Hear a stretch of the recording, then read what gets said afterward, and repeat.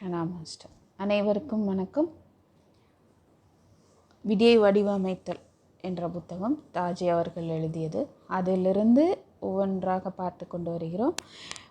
இப்பொழுது நாம் பார்க்க போகும் தலைப்பு தியானம். பார்க்கலாமா? தியானம். நாம் எவ்வாறு தியானம் செய்கிறோம்? நான் இதை பற்றி கூறுகிறேன். நீங்கள் தியானம் செய்யும் முறையை இதனுடன் ஒப்பிட்டு பார்த்து நீங்கள் அதை சரியாக செய்கிறீர்களா இல்லையா என்பதை நீங்களே தீர்மானித்து கொள்ளுங்கள். காலையில் எழுந்தவுடன் வழக்கம்போல் கழிவறைக்கு செல்லும் வேலையை முடித்து கொண்டு தியானத்திற்காக நீங்கள் தீர்மானித்திருக்கும் இடத்தில் அமர்ந்து கொள்ளுங்கள். உங்களை தளர்த்தி கொண்டு அமைதிப்படுத்தி கொள்ள முயற்சி செய்யுங்கள். மென்மையாக கண்களை மூடி இறைவனான மாஸ்டரிடம் உங்களது பிரார்த்தனையை சமர்ப்பியுங்கள். பிரார்த்தனையை எப்போதுமே இறைவனிடம் சமர்ப்பிக்க வேண்டும். நாம் அறிந்த பௌதீக வடிவில் உள்ள மாஸ்டரிடம், அதாவது சாரிஜியிடமல்ல, அது இறைவனுக்கானது. அதிர்ஷ்டவசமாக என்று நீங்கள் மாஸ்டரிடம் இறைவனை காண்கிறீர்களோ அப்போது அது வேறு விஷயம்.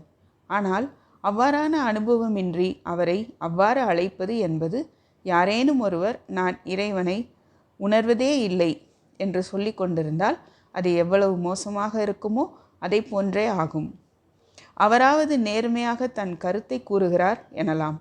ஆனால் ஒருவரிடமுள்ள தெய்வீகத்தை உணராமல் அவரை இறைவன் என்று கூறிக்கொண்டிருப்பது இறைவனுக்கு செய்யும் அவமரியாதை ஆகும். அதனால் எப்போதுமே இறைவனிடம் நீங்கள் அறிந்திராத அந்த இறைவனிடமே பிரார்த்தியுங்கள். நீங்கள் எப்போதுமே அவரிடம் வெளிப்படையான விதத்தில், இறைவா, நான் உங்களை அறிந்திருக்கவில்லை, ஆனால் இதுவே எனது பிரார்த்தனை, இது உங்களை வந்து அடைகிறது என்று நான் நம்புகிறேன். நான் தியானம் செய்ய போகிறேன். நீங்கள் யாராக இருந்தாலும் அல்லது என்னவாக இருந்தாலும் உங்களது சாரத்தை நான் உணர்ந்தறிய விரும்புகிறேன் என்று பிரார்த்தனை செய்யுங்கள். இந்த உணர்வை உங்கள் இதயத்தில் ஏற்படுத்தி கொள்ளுங்கள். நீங்கள் அனைவரும் பிரார்த்தனையை அறிவீர்கள் என்று நினைக்கிறேன். அதை கூறிய பின் சற்று தளர்வாக அமர்ந்து கொண்டு உங்களது இதயத்தில் தெய்வீக ஒளி இருக்கிறது என்று நினைத்து கொள்ள வேண்டும். நீங்கள் செய்ய வேண்டியது அவ்வளவே. அதன் பின் நடக்க வேண்டியதை மாஸ்டர் பார்த்து கொள்வார். இப்போது நான் மாஸ்டர் என்று குறிப்பிடுவது சார்ஜியை தான், இறைவனை அல்ல. நீங்கள் இறைவனின் சாரத்தை, இறைவனின் பிரசன்னத்தை வேண்டி அழைத்திருக்கிறீர்கள். ஆனால் நடக்க வேண்டிய வேலையை நமது மாஸ்டரே, சாரிஜியே செய்கிறார். அந்த வித்தியாசத்தை புரிந்து கொள்ளுங்கள். பிரணாகுதி இதயத்தில் பாயத் தொடங்கியதும் நாம் அதை உணர்ந்து மெதுவாக அதில் லயித்து விடுகிறோம். நாம் தியானம் செய்யும் போது சில எண்ணங்கள் எழுந்து கொண்டுதான் இருக்கும். அன்று அதிகாலையில் நடந்தது அல்லது முந்தைய இரவில் நடந்தது, அதுவும் இல்லாவிட்டால் அன்றைய பொழுதில் நீங்கள் செய்ய வேண்டிய வேலை இப்படி ஏதாவது. ஆனால் இந்த எண்ணங்கள் அனைத்தையும் மென்மையாக அசட்டை செய்யுங்கள். அவற்றுடன் போராடி கொண்டிருக்க வேண்டாம். நீங்கள் தியானம் செய்து கொண்டிருக்கிறீர்கள் என்பதை மட்டும் நினைவுபடுத்தி கொள்ளுங்கள். இது அனைத்தும் மென்மையாகவே செய்யப்பட வேண்டும். தியானத்தில் பலவந்தத்தை உபயோகிக்கக்கூடாது. ஆரம்பத்தில் அரை மணி நேரம் இவ்வாறு தியானம் செய்ய வேண்டும். அதன் பின் அதன் கால அளவை 1 மணி நேரத்துக்கு அதிகப்படுத்தி கொள்வோம்.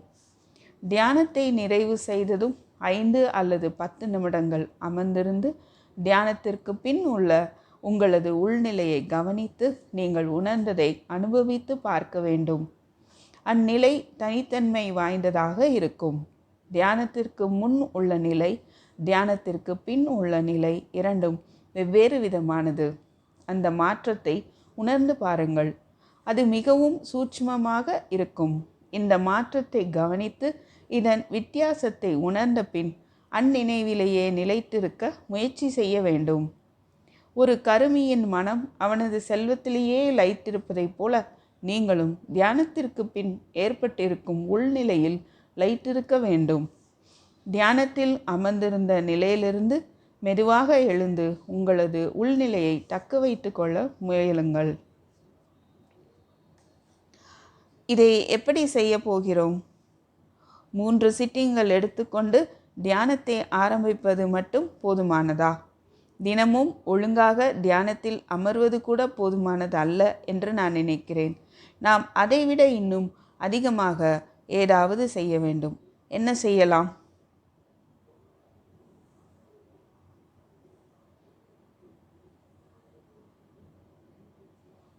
நாம் தியானம் ஆரம்பித்த காலத்தில் அதில் ஓரளவு ஆழ்ந்து சென்றிருக்க முடிந்திருக்கும். அந்நிலையில் பழகிய பின் இன்னும் ஆழ்ந்து செல்ல முடியவில்லையே என்ற எண்ணம் தோன்றும். உங்களுக்கு தியானம் செய்ய விருப்பம் ஏற்படாமலும் முன்னிருந்த அளவிற்கு அனுபவங்களை பெற முடியாமலும் இருந்தால் சுத்திகரிப்பை அதிகமாக செய்யுங்கள். அத்துடன் உங்கள் பிரசப்டரிடம் தனி அமர்வுகள் எடுத்துக்கொள்ளுங்கள். அதன்பின் உங்கள் நிலையில் உடனடியாக மாற்றம் ஏற்படுவதை காணலாம். உங்களால் மறுபடியும் ஆழ்ந்து செல்ல முடியும். நீங்கள் ஆழ்ந்து செல்லும்போது இன்றைய நிலை ஒரு வருடத்திற்கு முன் இருந்த நிலையை காட்டிலும் எந்த அளவு மேம்பட்டுள்ளது என்ற வித்தியாசத்தை உங்களால் உணர முடிகிறதா? உணர்வுற நிலைக்கு ஒரு வாயில் இருக்கிறது. அந்த வாயிலை நான் கடந்து சென்று விட்டால் அந்த உணர்வுறு நிலையில் நான் இனியும் என்னை இணைத்து கொள்ள முடியாது. அதனால்தான் ஆழ்ந்து செல்லும்போது நான் உணர்விழந்து போய்விட்டேன் என்று கூறுகிறேன். ஆனால் தியானத்தில் புதிதாக சேர்ந்தவர் உணரும் ஆழத்திற்கும் மாஸ்டர் விவரிக்கும் ஆழத்திற்கும் வேறுபாடு இருக்கிறது. இது ஒரு சிறு குழந்தை ஒரு அடி ஆழமுள்ள தண்ணீரில் கூட மூழ்கிவிடக்கூடும். அவனுக்கு அது அதிக ஆழமாக இருக்கும். ஆனால் நீந்த தெரிந்த மற்றவர்களால் 50 கிலோமீட்டர் ஆழமுள்ள கடலிலும் கூட மூழ்காமல் நீந்த முடியும். அதுபோல தியானம் செய்யும் போது கூட நாம் பல்வேறு உணர்வுறு நிலைகளில் ஆழ்கிறோம். ஒவ்வொரு நிலையிலும் ஆழம் வேறுபடுகிறது. மேலோட்டமாக காண்கையில் எந்த வேறுபாடும் இல்லாதது போல் தோன்றுகிறது. ஏனெனில் தியானம் செய்யும்போது ஒவ்வொரு நேரத்திலும் நான் உணர்வற்ற நிலைக்கு செல்கிறேன். அவ்வாறு உணர்வற்று போவது எல்லா நேரங்களிலும் ஒரே விதமாகத்தான் தெரிகிறது. ஆனால் தியானம் செய்து முடித்தவுடன் உள்ள நிலையை கவனித்து பார்க்கும்போது முன்னிருந்த லேசான தன்மைக்கும் இப்போது உள்ள லேசான தன்மைக்கும் வித்தியாசம் இருப்பதை உணர முடிகிறது.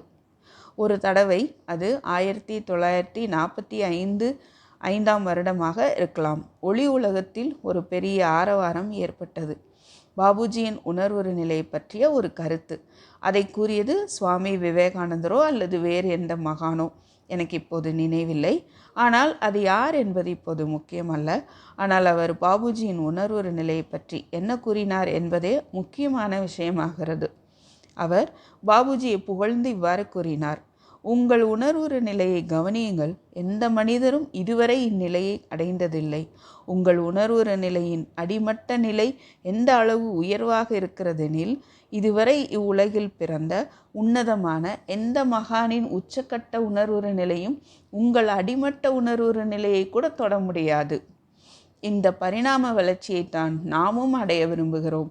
இம்மகான்கள் நம்மிடம் அந்நிலையை உருவாக்குவதற்கு தவிப்புடன் காத்திருக்கிறார்கள். அந்த பொக்கிஷத்தில் ஒரு